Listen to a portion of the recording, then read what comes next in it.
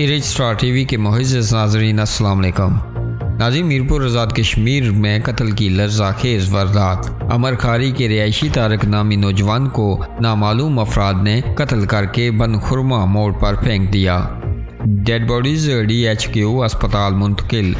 ज़राए के मुताबिक तारक नामी नौजवान पर 2007 में किसी बच्चे को कत्ल करने का इल्ज़ाम था और तारक इस केस में जेल काट कर ज़मानत पर था और आज दिन को इसी केस की तारीख भी थी। नाज़रीन, ज़राए के मुताबिक तारक नामी शख्स को मुबीना तौर पर धमकियां भी दी जा रही थी, जिस्म पर तशद्दुद के बेपनाह निशान मौजूद हैं। अस्पताल में पोस्टमार्टम के लिए डेड बॉडी रखी गई है। पुलिस थाना थोथाल अपनी कार्रवाई में मसरूफ़ है।